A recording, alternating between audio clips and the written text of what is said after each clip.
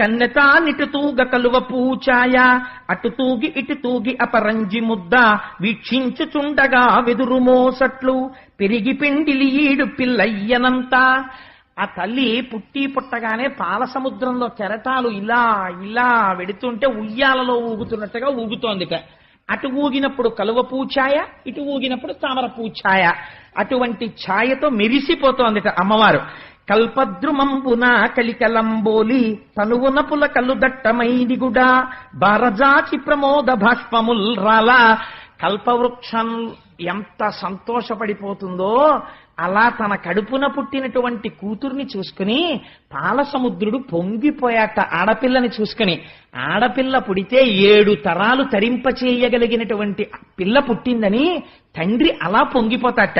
అందుకని ఆయన అన్నట్ట, రావమ్మ భాగ్యాల రాసి రావమ్మ, రావమ్మ ఇందిరా రమణి రావమ్మ, లోకశోకము బాపులోలాక్షివీవు, నాకు కూతురు వౌట నా పుణ్యమమ్మ. అంచు మురిసిపోయి అంబుధి స్వామి, ఉప్పొంగి ఉప్పొంగి ఉప్పరంబంటే. అంబుధి స్వామి అంటే సముద్రం.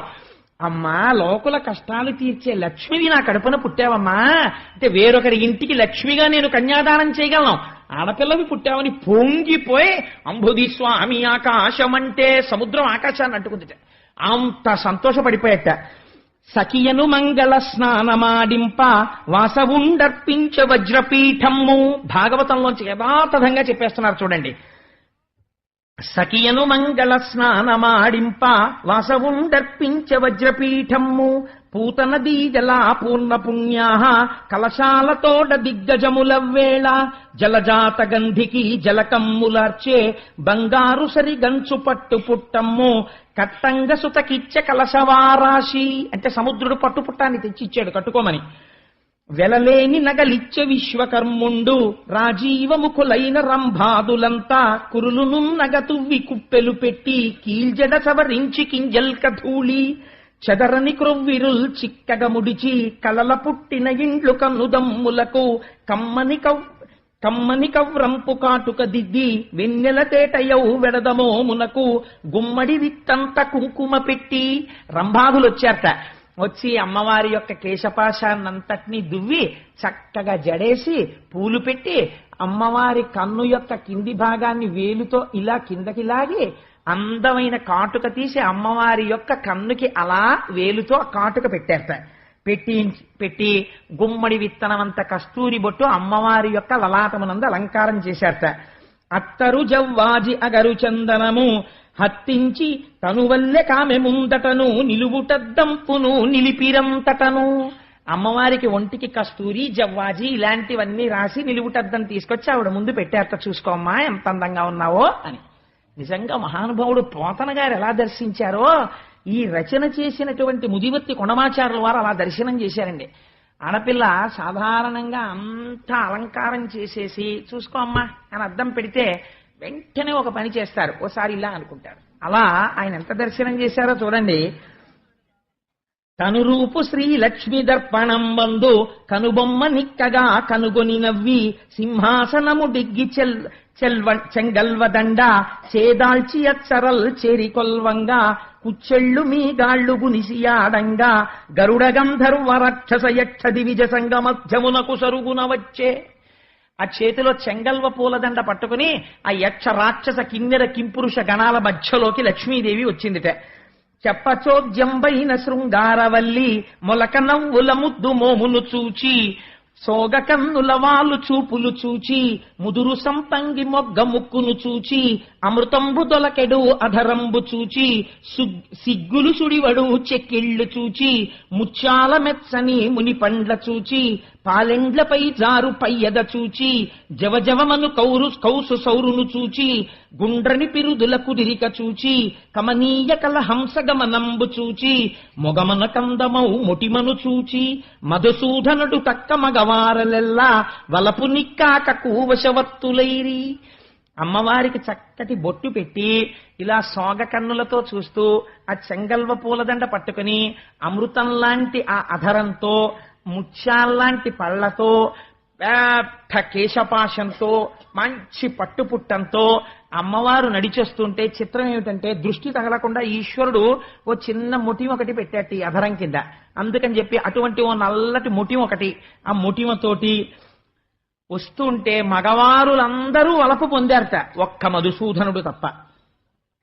అలాంటి సమయంలో కన్నులకెగ దన్ను కైపున తన్ను తిలకించుచున్నట్టి దిక్పాలకాది సురవర్గమును గాంచి సుతతి భావించే. వీళ్ళందరినీ చూసి అనుకుంటుంది, ఇందాక అంది కదా, ఒకటి దగ్గరికి వెళితే ఇప్పటికే భార్య ఉంది, ఒక ఆయన దగ్గరికి వెళ్ళలేము, ఒక ఆయనేమో ఎప్పుడు ధర్మం ధర్మం అంటుంటాడు.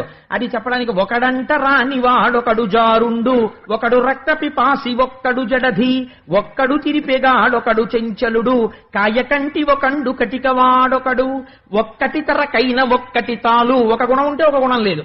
ఈ మొగమ్ములకటే ఇంతింత నునుపు, శ్రీవత్సవక్షుండు శ్రితరక్షకుండు, పుండరీకాక్షుండు భువనమోహనుడు, శంఖచక్రధరుండు శార్ంగహస్తుండు, తప్తచామీకరా ధగధగద్ధగిత పీతాంబరధరుండు, ప్రియదర్శనుండు, మణిపుంజరంచిత మంజుల మకుట మకరకుండలహార మంజీర కటక, కాంచికాకేయూర కమ్రభూషణుడు, అనుపమ జ్ఞాన బలైశ్వర్య వీర్య మాధుర్య గాంభీర్యమార్థవోదార్య శౌర్య ధైర్య స్థైర్య చాతుర్య ముఖ్య కళ్యాణ గుణగణౌఘ మహార్ణవుండు, తనకు నీడగువాడు తనమించువాడు, విశ్వమంతయును తానైనవాడు, శేషాద్రి నిలయుండు శ్రీనివాసుండు, పతి అయిన సుఖములు పడయంగవచ్చు, తులలేని భోగాల తులతూగవచ్చు, ఏడేడు లోకాల ఏలంగవచ్చు, అంచు సౌరికి వైచె అలమేలు మంగ చెంగల్వ విరిదండ చిత్తమొప్పంగా, సకల జగంబులు జయవెట్టుచుండ శచి గౌరియువాణి సర్వేశ్వరునకు, తల ఎంటి పన్నీట తానమాడించి. మరి నారాయణుడికి కూడా మంగళ స్నానం చేయించాలి కదా, అందుకని శచీదేవి సరస్వతీదేవి పార్వతీదేవి కలిసి ఆయనకి మంగళ స్నానం చేయించారట. తడియొత్తి వేణుపత్రములంత చేసిన మంబులను దిద్దిన వభూషణముల గైసే యది విజవర్గంబులు కొలువా, కదలనై రావణ గజముపై స్వామి. ఆయనకి తలస్నానం చేయించి తువ్వాలు పెట్టి చక్కగా తల జుత్తంతా ఒత్తేసి మళ్ళీ చక్కగా దువ్వేసి కిరీటం పెట్టేసి ఊర్ధ్వపుండ్రాలు పెట్టేసి స్వామివారిని ఐరావణ ఆ రావణ వాహనం మీద తీసుకుని వెళ్ళారట సభలోకి. తీసుకెళితే కేశవాయంచును కీరముల్ పలుక, నారాయణాయంచు నమళులు పలుక, మాధవాయంచును మధుపముల్ పలుక, గోవిందయనచును కోయిలల్ పలుక, తైతక్క ధిమితక్క తద్ధిమితకిట జండుతక జండుత జండుత ఎటంచు అచ్చరి విరి బోనులాడి పాడంగా, ముత్తైదువలు శేషముత్యాలు చల్ల చల్లగా వెంచేయు జలదవర్ణునకు, అగ్రంబునన్ వేద ఆమ్నాయ ఘోష వెనుక మంత్రధ్వని వినువీధి ముట్టే. ఆ నారాయణుడు నడిచొస్తుంటే నారాయణ కేశవ గోవింద అంటుంటే ముందు మహర్షులు వేదం జరుగుతుంటే వెనక ఉపనిషత్ మంత్రాలు వల్లిస్తుంటే సభామంటపంలోకి వచ్చేట. అది వచ్చే ఇది వచ్చే అల్లుడటంచు మామగారెదురేగి మధుపర్కమిచ్చే, పందిటిలోనికి పట్టితో తెచ్చే పుణ్యతీర్థంబులు ప్రోక్షించి ఋషులు మంగళాశాసన మంగళం మిడగా, కమల చేతికి చెక్కి కట్టె కంకణము దివ్య శంఖంబులు తిరుచిన్నములును, వేణుమద్దల రుద్రవీణలు మొరయ తల వంచి కూర్చున్న తన్వి కంఠమున మధువైరిగి